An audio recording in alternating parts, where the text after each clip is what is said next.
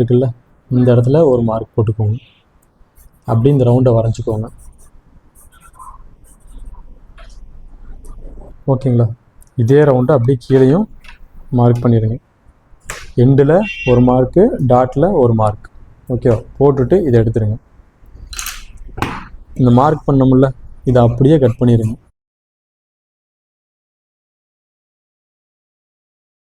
Cut பண்ணிட்டு இந்த இடத்துல ஒரு அர்க்காத் போட்டுக்கோங்க. இங்கேயும் ஒரு அர்க்காத். ஓகேவா? இப்போ வந்து இதில் தான் வந்து நீங்கள் அந்த கப் சைஸை வந்து ஃபிக்ஸ் பண்ண போகிறீங்க. இப்போ சின்ன சைஸாக இருக்குது அப்படின்னா இதில் வந்து 1 இன்ச்சிலேருந்து நீங்கள் ஸ்டார்ட் பண்ணலாம். தெரியுதா இந்த ஷேப்பு? இதுதான் கப்போட ஷேப். ஓகேங்களா? 1, 1.5, 1.25, 2 இப்படி வந்து கப் சைஸை வந்து நீங்கள் இந்த இடத்துல தான் வந்து ஃபிக்ஸ் பண்ணணும். ஓகேவா? இது நீங்கள் எந்த அளவுக்கு எடுக்கிறீங்களோ அந்த அளவுக்கு கப்போட சைஸ் வந்து ஷேப் வரும். தெரியுதே இந்த ஷேப் உங்களுக்கு? இதில் தான் பிளேஸ் ஆகும். ஓகேவா? அதே மாதிரியே இங்கேயும் வந்து ஒரு 1/2 இன்ச் அளவுக்கு இப்படி கிராஸாக கட் பண்ணிடணும்.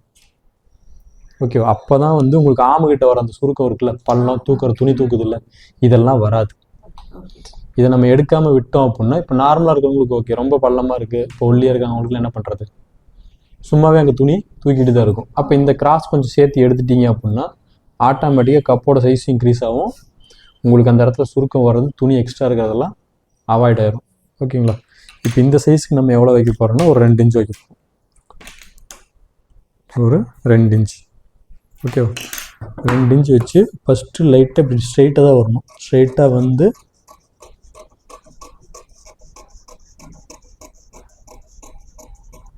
அவ்வளோதான். புரிஞ்சுதா? இது இப்போ புரிஞ்சிருக்காது. ஒரு ப்ளவுஸ் நீங்கள் தைச்சு பார்த்தீங்கன்னா தான் புரியும். ஓகே. அதே மாதிரி இந்த சென்டர்லேருந்து லைட்டாக கிராஸ் பண்ணி அப்படியே ஒரு 1/2 இன்ச் அளவுக்கு ஒரு கிராஸ், இந்த இடத்துல ஒரு மார்க் போட்டு அந்த அர்க்கத்தை கீழே போட்டுருங்க.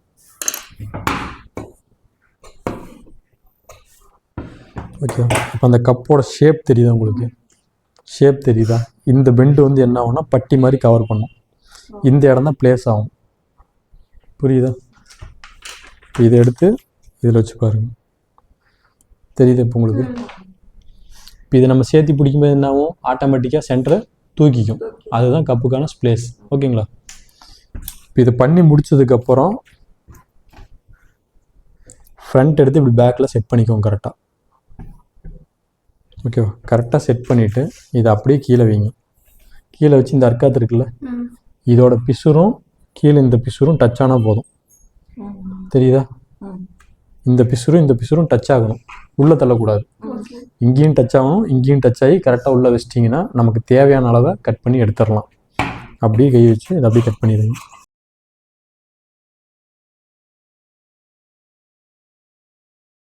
இதிலிருந்து நம்ம தையல் பிடிக்க வரையும் ஸ்ட்ரைட்டாக வரணும். தெரியுதா? தையல் பிடிக்க வரையும் ஸ்ட்ரைட்டாக வரணும். இதிலிருந்து அப்படியே வரும்போது இதுக்கு ஒரு 1/2 இன்ச் மேலே, ஃப்ரண்ட் தட்டுக்கு ஒரு 1/2 இன்ச் மேலே கிராஸ் பண்ணி கட் பண்ணிடணும். ஓகேவா? இப்போ நமக்கு இவ்வளோதான் தேவை. அதோட ஷேப் வந்துருச்சா? இப்போ இதை எடுத்து இங்கே வைங்க. கரெக்டாக இருக்கா? இப்போ பிசுரும் இருக்கா? நீங்கள் வந்து இந்த இடத்துல பிசுருக்கு விட வேணாமான்னு கேட்டீங்க. பிசுருக்கு இங்கே விட்டிங்கன்னா லூஸ் அடிக்கும்ல. வேறு நார்மலுக்கு இங்கே ஒரு டாட் போடுறீங்க, இங்கே ஒரு டாட் போடுறீங்க நார்மலுக்கு. இதுக்கு வந்து நம்ம டாட் போட போகிறது இல்லை. அப்போ எங்கே பிடிக்கணும்? இப்போ நம்ம இங்கே ஒரு டாட் போடுவோம்ல, பேக்கை விட ஃப்ரண்ட்டு சின்னதாக தான் இருக்கும். 3 டாட்டுக்கு நீங்கள் இங்கே ஒரு டாட் போட்டுருவீங்க. பிரின்சஸ் கட்டுக்கு எங்கே டாட் போடுவீங்க? போட மாட்டோம். இப்போ நீங்கள் இது பிசுறு சேர்த்து விட்டீங்க அப்படின்னா இது கரெக்டாக இதே அளவில் இருக்கும். கரெக்டாக இதே அளவில் இருக்கும். அப்போ இந்த இடத்துல என்ன வரும்? லூஸ் வரும். அப்போ அந்த லூஸ் எப்படி அவாய்ட் பண்ணணும்? நீங்கள் பிசுரும் டச் பண்ணிங்கன்னா இப்போ இதில் 1/2 இன்ச் வந்து டக் பிடிக்கும்போது போயிடும். அப்போ ஆட்டோமேட்டிக்காக அந்த லூஸு கண்ட்ரோல் ஆயிருமா? அவ்வளோதான். அப்போ பிசுரும் தான் வைக்கணும். இங்கேயும் அதே மாதிரி பிசுரும் தான் வைக்கணும். ஏன்? பேக்கில் நம்ம டாட் போடுறோம். கரெக்டாக இந்த டாட்டை நம்ம இங்கே கண்ட்ரோல் பண்ணணும்ல. இப்போ இதுக்கும் நம்ம துணி விட்டோம் அப்படின்னா என்ன ஆகும்? ஃப்ரண்ட்டு பெருசாக இருக்கும், பேக்கு சின்னதாக இருக்கும். அப்போ நீங்கள் சைடு தைக்கும்போது என்ன ஆகும்? சேர்த்தி போகும். சேர்த்தி போகும்போது உங்களுக்கு மொத்தமாக அப்படியே மாறிடும். கரெக்டாக? அப்போ பேக்கு டாட்டுக்கு பிடிக்கிற மாதிரி இங்கேயும் ½ இன்ச்சு நம்ம விட்டுருக்கோம். பிசுரும் இப்படி டச் பண்ணும்போது என்ன ஆகும், இதை நம்ம பிடிக்கும்போது ½ இன்ச்சு கண்ட்ரோல் ஆகிடும். ஓகேவா? அவ்வளோதான். புரிஞ்சதில்ல? இதை கரெக்டாக இப்படி வச்சுக்கோங்க. வச்சு இந்த இடத்துல குடஞ்சி வெட்டணும்ல, அதை வந்து பேப்பரை மட்டும் இப்படி கரெக்டாக தூக்கி விட்டு ½ இன்ச் அளவுக்கு மேலே வரையுமே. தெரியுதா எந்த அளவுக்கு வெட்டியிருக்கிறோன்னு? அந்த ½ இன்ச் அளவுக்கு அப்படியே மேலே வரையும் வெட்டிடணும். ஏன்னா இது ஃபுல் ஷோல்ட்ரு. உங்களுக்கு சொன்னல ஃப்ரண்ட் ஷோல்ட்ரு எவ்வளோ வரும்? 6.25 வரும். இப்போ ரெடி. 6.25னா 12.5. ஷோல்டர் அளவு எவ்வளோ? 14. சரியா போச்சா? மேக்ஸிமம் ஃப்ரண்ட்டுக்கும் பேக்குக்கு எவ்வளோ டிஃப்ரெண்ட் வரும்? 1.5 to 2. பாடி சைஸை பொறுத்து மாறும். ஓகேவா? இப்போ இது காமனாக நம்ம கெஸ் பண்ணி வெட்டக்கூடியது. இப்போ இதுவே நம்ம தைச்சதுக்கப்புறம் நமக்கு இங்கே லூஸ் வருது அப்படின்னா என்ன பண்ணணும்? யோசிக்காமல் இன்னும் கொஞ்சம் சேர்த்தி குடஞ்சிடணும். சப்போஸ் இங்கே இழுத்து பிடிச்சிட்ருக்கு அப்படின்னு என்ன பண்ணுவீங்க? கம்மி பண்ணிடணும். அவ்வளோதான். புரிஞ்சுதா? நம்ம எப்போவுமே ஒரு ட்ரையல் கொடுக்கும்போது எல்லாத்தையுமே நோட் பண்ணிடணும். ஏன்னா ஒரு பாடியிலேருந்து மெஷர் பண்ணுறோம், எடுத்தோன்னே பர்ஃபெக்டாலாம் யாருனாலையும் தைக்க முடியாது. ஒரு பாடியிலேருந்து மெஷர் பண்ணுறோம், ஒரு ட்ரையல் கொடுக்குறோம், அந்த ட்ரையலில் என்ன மிஸ்டேக்கோ அதை சரி பண்ணணும். சரி பண்ணினா தான் கற்றுக்க முடியும். ஓகேங்களா? எடுத்தோடனே தைக்கவே முடியாது. இப்போ பிரின்சஸ் கட்டு இவ்வளோ தான். புரிஞ்சுதா? இதே பிக் சைஸ் ஒன்று கட் பண்ணும்போது நான் உங்களுக்கு சொல்கிறேன். அது எப்படி இறக்கம் வைக்கிறேன், எப்படி ஷேப் பண்ணுறேன் அப்படிங்கிறது வந்து பிக் சைஸ் ஒன்று கட் பண்ணும்போது நான் சொல்கிறேன். இது முடிஞ்சா இதுக்கடுத்து பார்த்தீங்கன்னா ஸ்லீவ் வந்து எப்பவும் போல தான்.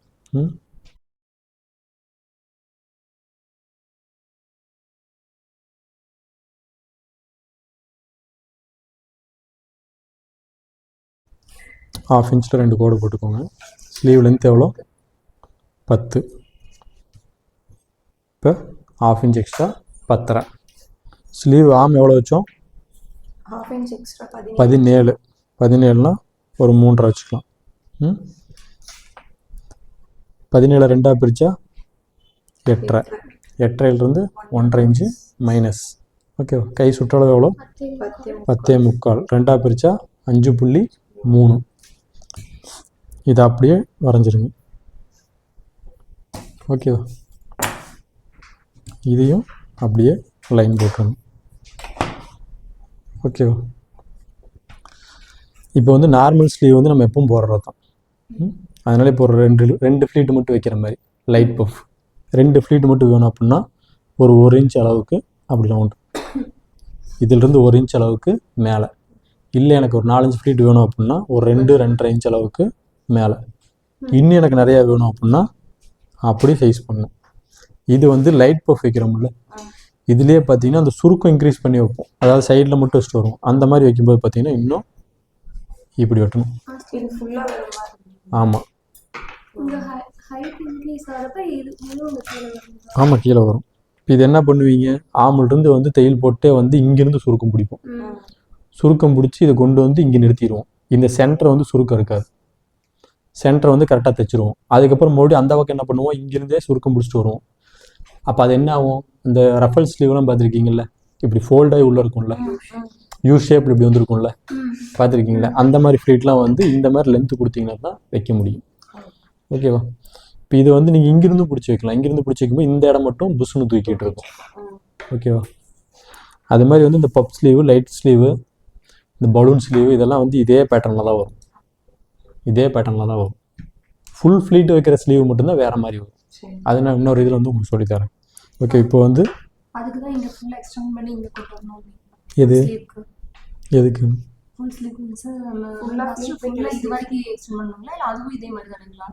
என்னது? அது வந்து இதை எக்ஸ்டெண்ட் பண்ணணும். இதை எக்ஸ்டெண்ட் பண்ணிங்கன்னா அது அப்படியே ஃப்ளீட் பிடிச்சிட்டே வரணும். அது வேற, இது வேற. இது வந்து கையெல்லாம் உங்களுக்கு கரெக்டாக இருக்கும், மேலே மட்டும்தான் ஃப்ளீட் வரும். கரெக்டாக? அது வந்து உங்களுக்கு கை ஃபுல்லாகவே ஃப்ளீட் இருக்கும். அப்போ அது என்ன பண்ணணும்னா இதை சிங்கிளாக போட்டுக்கணும். இது வந்து மேலே ஏற்றுறீங்க இல்லையா? 2 இன்ச் 1 இன்ச் ஏற்றுறீங்க. அப்போ இந்த இந்த லென்த் வந்து உங்களுக்கு எவ்வளோ, வித் வந்து எவ்வளோ ஏதாவது இருக்குங்களா? அப்ராக்சிமேட்டாக சும்மா நம்மளே வரைஞ்சிக்கலாமா? 2 இன்ச் தான். அது 2 இன்ச்சுங்களா? 2 இன்ச் தான். உங்களுக்கு இந்த பெண்டு வருது இல்லை, இந்த பெண்டில் தான் ஜாயின் பண்ணணும். ரொம்ப இங்கே கொண்டு போய் ஜாயின் பண்ணக்கூடாது. இங்கே கொண்டு போய் ஜாயின் பண்ணால் லூஸ் வரும், லூஸ் வந்துடும். அதனால் வந்து இந்த பெண்டு இறங்குது இல்லை, அந்த இடத்துல கொண்டு போய் ஜாயின் பண்ணிடணும். எப்போவுமே அதுதான். இப்போ இந்த அளவு கொண்டு போய் நம்ம இங்கே ஜாயின் பண்ண போது என்ன ஆகும்னா இங்கே லூஸ் தான் வரும். அது லூஸ் வர்றதுக்கு தான் அந்த ஸ்லீவே. இப்போ இந்த 2 ஃப்ளீட்டு 3 ஃப்ளீட்டு வர்றதெல்லாம் வந்து லூஸ் வரக்கூடாது. ஃப்ளீட்டு மட்டும்தான் மேலே தூக்கிட்டு இருக்கும். அன்னைக்கு ஒரு ப்ளவுஸ் உங்களுக்கு தைச்சமில்ல, அது எப்படி இருந்தது, மேலே மட்டும்தான் தூக்கிட்டு இருந்தது. அப்போ நீங்கள் இந்த பெண்டில் வச்சிங்கன்னா மட்டும்தான் மேலே தூக்கும். அதுக்கு மேலே நீங்கள் லூஸ் கொடுத்துட்டீங்க அப்படின்னா இந்த ஏரியா லூஸ் ஆயிரும், இந்த ஏரியா லூஸ் ஆயிரும். ஓகேவா? இதை வந்து அப்படி கட் பண்ணிடலாம்.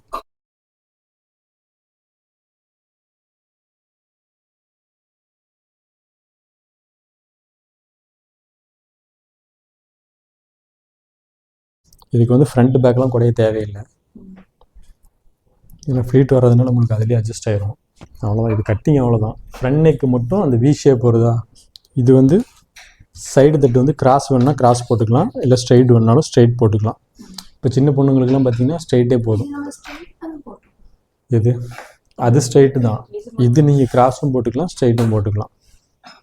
என்ன ரீசன்னா, இப்போ பிக் சைஸ் ஓரளவுக்கு ஃபேட்டாக இருக்காங்க அப்படின்னா கிராஸ் போட்டிங்கன்னா இது கொஞ்சம் ஃப்ளெக்சிபிளாக இருக்கும், சைடில் கொஞ்சம் ஃப்ளெக்சிபிள் கொடுக்கும். இல்லை அப்படின்னா இழுத்து பிடிச்ச மாதிரி தான் இருக்கும். ஓகேங்களா? இப்போ சின்ன பொண்ணுங்களுக்கு தேவையில்லை, ஸ்ட்ரைட் போட்டிங்கனாலே போதும். ஆனால் கொஞ்சம் ஃபேட்டாக இருக்கிறவங்களுக்கு கிராஸ் போட்டிங்கன்னா கொஞ்சம் கம்ஃபர்டபுள் கொடுக்கும் ப்ளவுஸுக்கு மட்டும். இதே ஃப்ராக்காக இருந்தால் கம்பல்சரி கிராஸ் போடக்கூடாது, ஸ்ட்ரைட்டாக தான் போடணும். ஏன்னா இது இழுக்கும், இந்த ஃப்ளெக்சிபிள் கொடுக்குது இல்லை, அதுவே ஒரு மாதிரி சுருக்கமாக தான் இருக்கும். அது ப்ளவுஸுக்கு தெரியாது, பட் ஃப்ராக்குன்னு பார்க்கும்போது கம்பல்சரி அசிங்கமாக இருக்கும். அப்போ ஃப்ராகுக்கு ஸ்ட்ரைட்டு தான் கொடுக்கணும். ஓகேங்களா? இப்போ இது நான் வந்து கிராஸ் தான் போடுறேன்.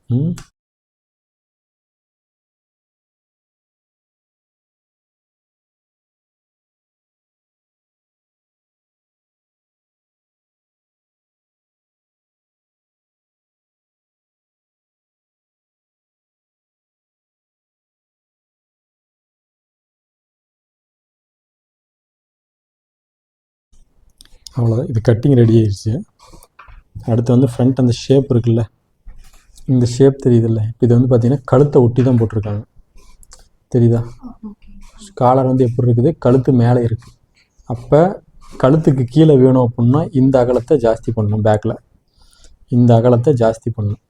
இதை பண்ணும்போது என்ன ஆகும்னா உங்களுக்கு ரவுண்டு தள்ளி போயிடும், காலர் வந்து கழுத்துக்கு கீழே வந்துடும்.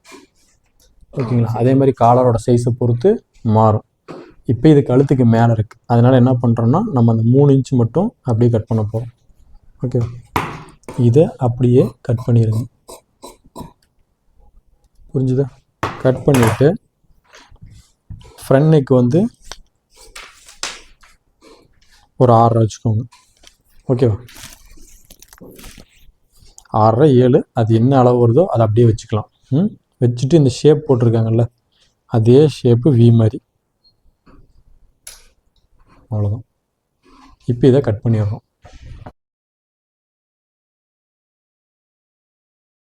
கட் பண்ணிட்டு இந்த ஷோல்டர் வந்து ஜாயின் பண்ணால் இது எவ்வளோ வருதுன்னு செக் பண்ணிக்கோங்க. இந்த ஷோல்டரை நம்ம இப்படி ஜாயின் பண்ணிடுவோமா, ஜாயின் பண்ணதுக்கப்புறம் இது டோட்டலாக எவ்வளோ வருதுன்னு செக் பண்ணுங்கள். எவ்வளோ வருது? 12.75.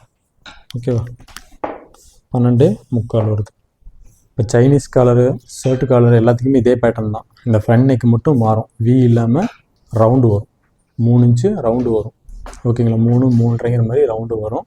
அதில் ஆஃப் காலர்னால் ஒரு வி ஷேப் மாதிரி நம்ம போட்டு கட் பண்ணிக்கலாம். அது வந்து காலர் நெக்குக்கு. இந்த மாதிரி காலர் வரும்போது என்ன பண்ணணும்னா